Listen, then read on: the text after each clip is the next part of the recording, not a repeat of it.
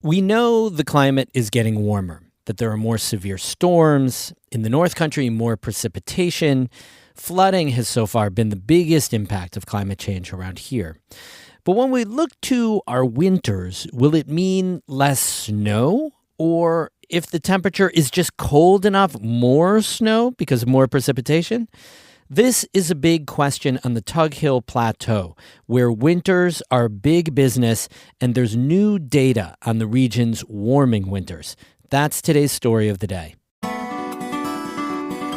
Support for Story of the Day comes from Long Run Wealth, an SEC-registered investment advisor in Lake Placid, providing comprehensive wealth management, retirement, and financial planning solutions. LongRunWealth.com. And the Devlin Inn and Suites, Lake Placid, welcoming families, athletes, and groups to the Olympic Village, offering Adirondack mountain views and dog-friendly accommodations. TheDevlinNY.com.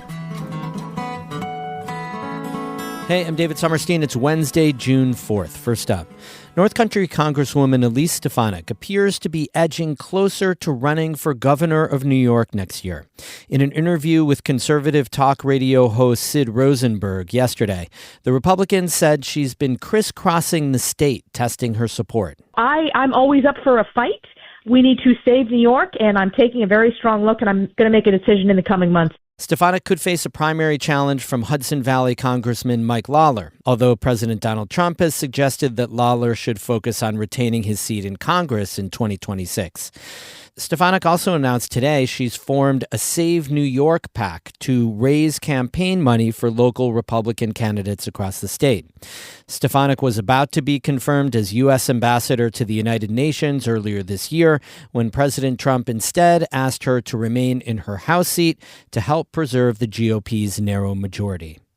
A group of Democratic lawmakers in Albany is pushing to restructure the state's home care program, which they say has become more dysfunctional under changes pushed by Governor Kathy Hochul. Jung Yoon Han reports for the New York Public News Network. The Medicaid home care program has over 200,000 consumers and about as many personal care assistants. Hochul and state health officials have ordered the program to transition to one company to oversee payments and processing for workers.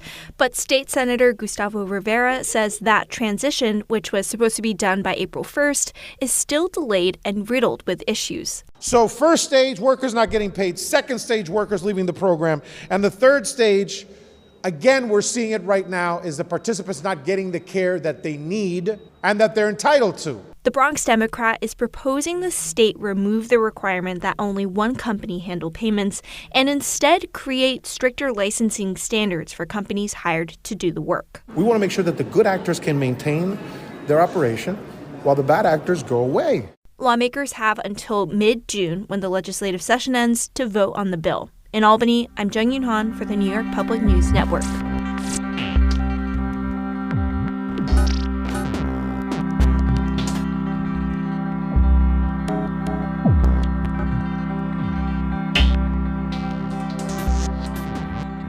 The Tug Hill Plateau is known for its winters. It's the snowiest populated place east of the Mississippi. Snowmobilers flock there, bringing in about $80 million a year. New data compiled by the Tug Hill Commission finds climate change is altering those winters. Air temperatures are getting warmer, and in the southern part of the Tug Hill, snowfall is decreasing. That means expect the unexpected, says Jillian Lee, a project manager for the Tug Hill Commission, which is a state agency. She says last winter's heavy snow and then the scant snowfall the year before are a prime example. The Tug Hill region is drastically impacted by lake effect snow. And so when you have, warmer air temperatures, then your lakes will stay warmer. And then, you may have that cold air mass that moves over the lake. But if the temperatures are warm enough, you might not get the snow. But if they are cool enough, then maybe you will get more snow. So it's really, I wish that I could pinpoint exactly what would happen, and how to help our communities prepare exactly for what they need. I think that going forward, everyone will need to just have a really open mind about what could be, and maybe have backup plans as far as like whether it's recreation events, planning ahead for maybe different types of ways to still bring in tourists that enjoy the snowmobiling and enjoy those types of things, but just have those backup options as well. One thing I thought that was really interesting in this study is I think you were trying to really educate readers on climate change, on what the difference is between weather and climate change. Why is that an important part of this report? We always hear, I think the words, climate change are a lot, it's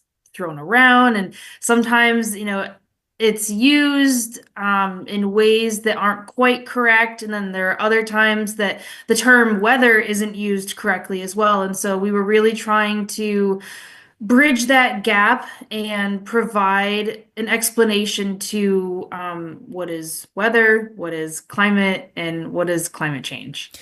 We know from political data that the Tug Hill is a heavily Republican conservative area. Is it hard to talk about climate change on the Tug Hill?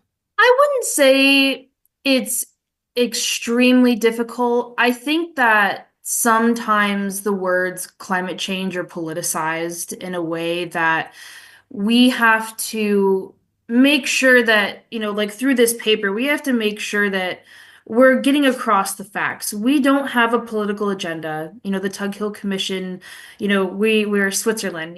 We are here to help our communities. We are here to educate them. And so I think, when we talk with people like within the Tug Hill region, I think one of the best ways that it helps to communicate with them is to really relate it to how they're being affected. Are their buildings in their towns collapsing? Are they experiencing economic changes as the winters change? And are they noticing things that maybe they didn't notice 30 years ago?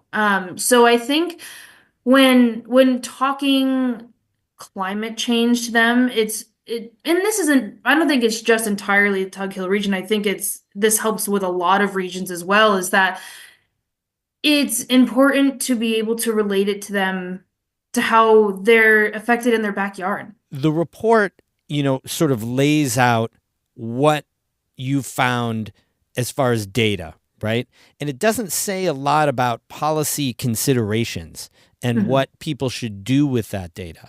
So given that your audience is Tug Hill residents, but also town board people, village council people, county lawmakers, what do you want them to do with this information? I think the first and foremost, the base understanding is definitely needed. And then from there, I think one helpful thing would be if towns are, if they're working on their comprehensive plans, thinking about road construction, highway superintendent, having them think about road salt, thinking about their buildings, and if they're not only up to code, but are up to withstanding, snowfall like we received this past year. This paper is a really good base for us to move forward and start actually looking into more information. And so it would be, an analysis on the snowpack, the number of days above and below freezing, and then going into spring and summer, and are there, looking at the air temperatures and looking at rainfall patterns, including the intensity, the frequency, and if there are, any indicators of drought even. And so I think there's a lot of opportunities, and there's a lot of different, a lot of different directions that we can go forward from here as well to help the residents of the Tug Hill region understand what's going on as well. Jillian Lee is a hydrologist and project manager for the Tug Hill Commission. You can find a link to the report on the Tug Hill Plateau's changing winters on our website, ncpr.org. NCPR's climate change reporting is made possible through the generous support of Margot and John Ernst. You can find all our climate change reporting at ncpr.org/climate. Music today by Hank Soto of Stony Creek and Jared Sommerfeld of Potsdam. I'm David Sommerstein, North Country Public Radio.